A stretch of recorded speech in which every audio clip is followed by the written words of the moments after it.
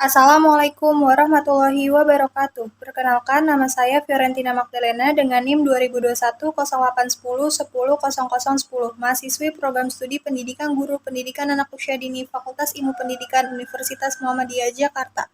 Pertama-tama, mari kita haturkan puji serta syukur kita kepada Allah Subhanahu wa Ta'ala atas limpahan rahmat dan nikmatnya kepada kita semua. Tak lupa, salawat serta salam kita curahkan kepada Nabi besar kita, Nabi Muhammad SAW, yang selalu kita nantikan syafaatnya di hari akhir nanti. Yang saya hormati Bapak Dr. Andes Imam Mujtaba MPD dan Bapak Fatur Rahman MAG selaku dosen pengampu mata kuliah AIK 2 serta teman-teman yang saya banggakan. Dalam video ini, saya akan menjelaskan materi apa yang saya ketahui tentang taharah dalam Islam, serta sholat jamaah dan qashar untuk memenuhi tugas ujian tengah semester pada mata kuliah AIK 2. Baik, materi yang pertama yaitu taharah dalam Islam. Di sini ada pengertian taharah. Taharah atau bersuci menurut bahasa berarti bersih dan membersihkan diri dari kotoran yang bersifat hissi atau indrawi, seperti najis, dan kotoran yang manawi, seperti cacat fisik maupun non-fisik atau aib. Sedangkan menurut syara, taharah adalah sesuatu yang dihukumi wajib untuk melaksanakan sholat, seperti wudu, mandi, tayamum, dan menghilangkan najis lainnya.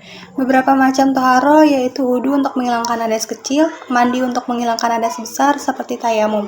Untuk menggantikan wudu dalam keadaan tertentu, taharah pada dasarnya adalah sebuah ibadah yang mencakup seluruh ibadah lainnya. Tanpa adanya taharah, mustahil akan terwujud ibadah yang sah, karena ibadah yang dilakukan seorang hamba harus dalam keadaan bersih dan suci, atau yang biasa disebut taharah nazafah, untuk mencapai kesempurnaan ibadah. Selanjutnya, taharah bersuci adalah syarat wajib yang harus dipenuhi dan dilakukan dalam beberapa macam ibadah, sebagaimana dalam surat Al-Maidah ayat 6 sebagai berikut. A'udzubillahi minasyaitonirrajim. Bismillahirrahmanirrahim. Ya ayyuhallazina amanu iza kumtum ila sholatin fangsilu wujuhakum wa idakum ilal marafiqi wamsahu biru'umsikum warzulakum ilal kabain wa in kuntum zunuban fatakharu wa in kuntum marda'u ala safirin aw zaha ahadum minkum minal itu aw lamastumun nisha afalan tazidu fantayamamun saidan tayyiban famsahu bihuzikum wa idakum minha mayuridallahu liyaja'ala lakum min harazi walakit yuridu liyutakhirakum waliyutima ni'matahu alaikum lalakum tashkurun. Artinya, wahai orang-orang yang beriman, apabila kamu hendak melaksanakan sholat, maka basuhlah wajahmu dan tanganmu sampai ke siku, dan sapulah kepalamu dan basuh kedua kakimu sampai kedua mata kaki. Jika kamu junub, maka mandilah, dan jika kamu sakit atau dalam perjalanan atau kembali dari tempat buang air atau kakus atau menyentuh perempuan, maka jika kamu tidak memperoleh air, maka bertayamumlah dengan debu yang baik atau suci. Usaplah wajahmu dan tanganmu dengan debu itu. Allah tidak ingin menyulitkan kamu, tetapi Dia hendak membersihkan kamu dan menyempurnakan nikmatnya bagimu, agar kamu bersyukur. Pembagian toharoh. Toharoh atau bersuci menurut pembagiannya dapat dibedakan menjadi dua, yaitu yang pertama ada bersuci lahiriah. Toharoh atau bersuci yang bersifat lahiriah adalah membersihkan diri, tempat tinggal, lingkungan dari segala bentuk kotoran, hadas, dan najis. Membersihkan diri dari najis adalah membersihkan badan, pakaian, dan tempat yang didiami dari kotoran sampai hilang rasa, bau, dan warnanya. Yang kedua ada bersuci batiniah. Toharoh atau bersuci batiniah adalah membersihkan jiwa dari kotoran batin berupa dosa dan perbuatan maksiat, seperti iri, dengki, takabur, dan sombong. Cara membersihkannya dengan taubat nasuha atau taubat yang sungguh-sungguh, yaitu memohon ampun kepada Allah Subhanahu wa Ta'ala dan berjanji tidak akan mengulang kembali perbuatan tersebut. Sebagaimana Allah juga berfirman dalam surat Al-Mudaththir ayat 4.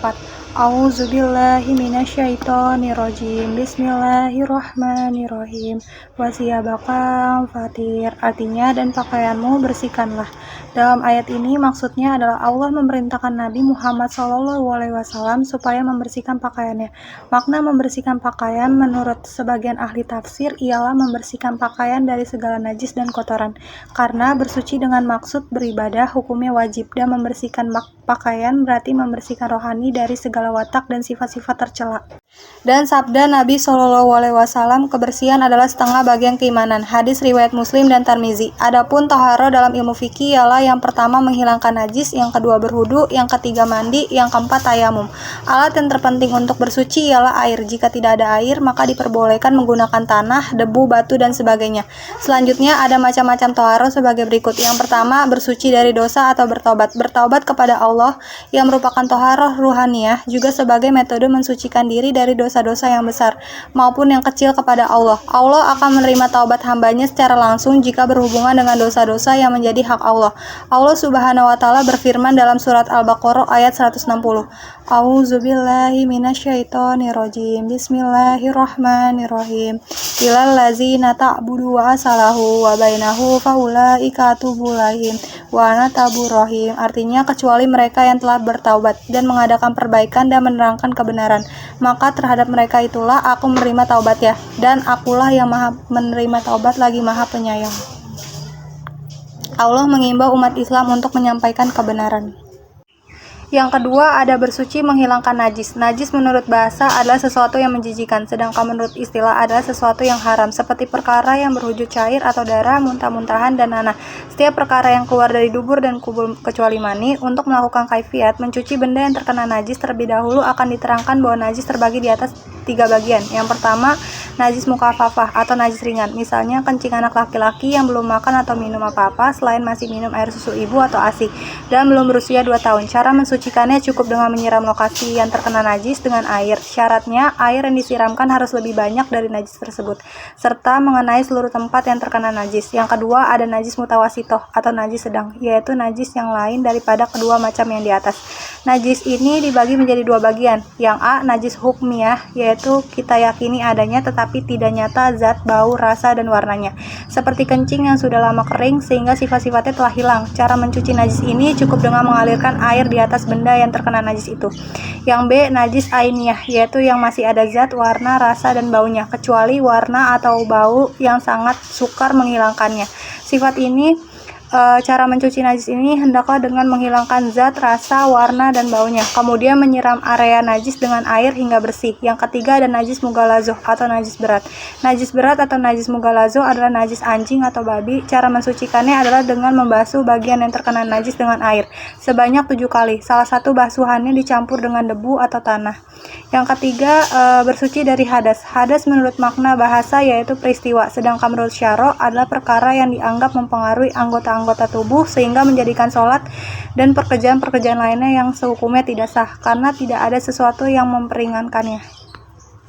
Kemudian ada macam-macam air yang dapat digunakan untuk bersuci. Ada 7 macam, yaitu sebagai berikut. Yang pertama ada air hujan, yang kedua ada air sungai, yang ketiga ada air laut, yang keempat ada air dari mata air, yang kelima ada air sumur, yang keenam ada air salju, yang ketujuh ada air embun. Adapun cara-cara bersuci dari najis dan hadas, yaitu yang pertama dengan cara berhudu. Hudu menurut bahasa artinya bersih, indah, dan bagus. Menurut istilah syara', hudu berarti membasuh, mengalirkan, dan membersihkan dengan menggunakan air pada setiap bagian dari anggota-anggota hudu untuk menghilangkan hadas kecil. Wudu merupakan salah satu amalan ibadah yang agung di dalam Islam. Secara bahasa, wudu berasal dari kata al-wadah yang mempunyai arti kebersihan dan kecerahan. Sedangkan jika menurut istilah wudu adalah menggunakan air untuk anggota-anggota tubuh tertentu, yaitu wajah, 2 tangan, kepala, dan kedua kaki, untuk menghilangkan hal-hal yang dapat menghalangi seseorang untuk melaksanakan sholat atau ibadah yang lain. Yang kedua dengan cara mandi. Mandi dalam bahasa Arab artinya al-ghuslu, adalah mandi atau menuangkan air ke seluruh badan dengan tata cara tertentu untuk menghilangkan hadas besar. Hal itu adalah pengertian dalam syariat Islam. Arti al-ghuslu secara etimologi adalah menuangkan air pada sesuatu. Menurut pengertiannya, berarti meratakan air yang suci pada seluruh tubuh disertai dengan niat. Pengertian lain ialah mengalirkan air ke seluruh tubuh baik yang berupa kulit, rambut, ataupun kuku dengan memakai niat tertentu. Mandi ini ada hukumnya wajib dan ada pula yang hukumnya sunnah. Yang ketiga dengan cara bertayamum. Tayamum merupakan salah satu cara untuk bersuci yang sifatnya adalah dilaluri dalam artian adanya tayamum. adalah apabila bersuci dengan menggunakan atau alat yang bersuci yang utama yaitu air tidak ada atau tidak bisa karena adanya halangan, maka bersucinya dengan cara bertayamum. Tayamum menurut bahasa adalah menuju, sedangkan menurut istilah ahli fikih, tayamum adalah menyampaikan atau mengusapkan debu yang suci ke muka dan kedua tangan sebagai pengganti dari wudu atau mandi atau pengganti membasuh anggota dengan syarat-syarat khusus. Yang keempat, dengan cara beristizoh. Secara umum, tata cara beristizoh ada 3. Pertama, menggunakan air dan batu. Cara ini merupakan cara yang paling utama. Batu dapat menghilangkan bentuk fisik najis. Yang kedua, menggunakan air saja. Ketiga, menggunakan batu saja. Adapun batu yang diperbolehkan untuk beristizoh harus suci, bukan najis atau terkena najis, merupakan benda padat, kesat, dan bukan benda yang dihormati. Hikmah toharoh sebagai berikut. Yang pertama, menyiapkan diri dalam kondisi yang baik ketika menghadap Allah Subhanahu wa Ta'ala. Yang kedua, menjaga kesehatan. Yang ketiga, bersuci merupakan bentuk pengakuan Islam terhadap fitrah manusia. Baik, selanjutnya materi yang kedua yaitu tentang sholat jama dan sholat qashar. Di sini ada pengertian sholat jama. Sholat jama secara bahasa adalah mengumpulkan, sedangkan pengertian sholat jama menurut istilah adalah mengumpulkan 2 sholat wajib yang dikerjakan dalam satu waktu.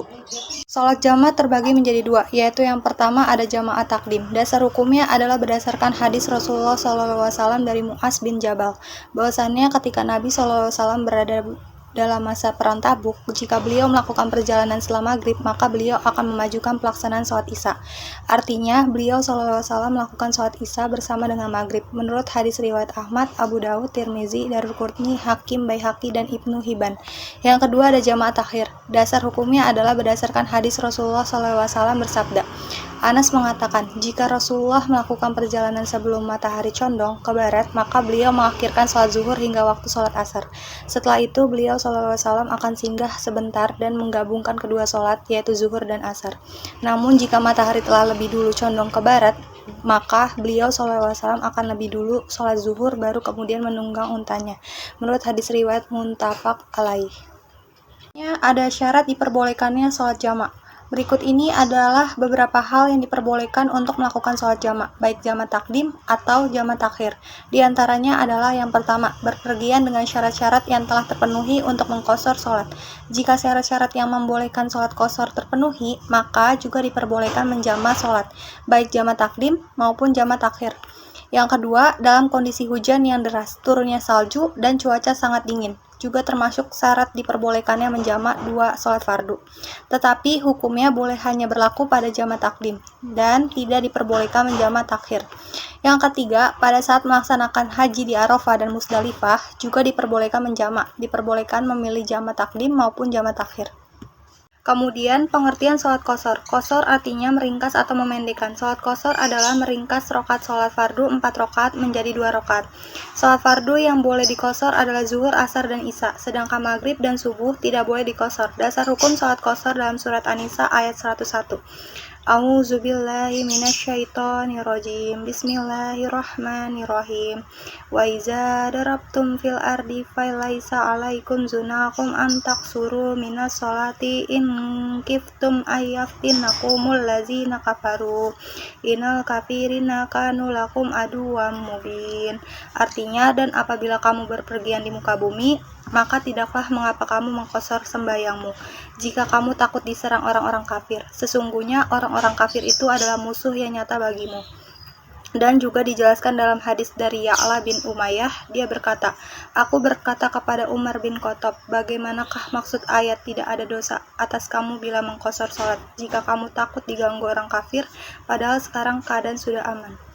Lalu Umar berkata, saya dulu juga heran sebagaimana halnya Anda. Lalu saya tanyakan kepada Rasulullah SAW tentang hal tersebut. Kemudian Rasul bersabda, itu adalah sedekah yang diberikan Allah kepadamu, maka terimalah sedekah Allah itu. Bila dilihat dari tersebut, dapat dikatakan sholat qashar, sholat maka tampaknya kotor. Itu hanya diperbolehkan bagi orang yang berpergian atau dalam perjalanan. Adapun syarat-syarat sholat qashar sebagai berikut. Yang pertama, jarak yang ditempuh telah mencapai 81 km.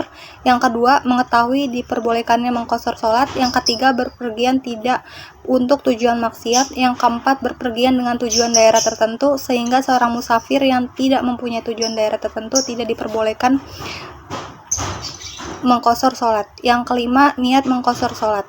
Yang keenam, tidak ragu dalam mengqashar sholat. Yang ketujuh, tidak bermakmum kepada orang yang menyempurnakan sholat. Yang ke-8, masih dalam perjalanan. Yang ke-9, telah melewati tapal batas daerah sendiri.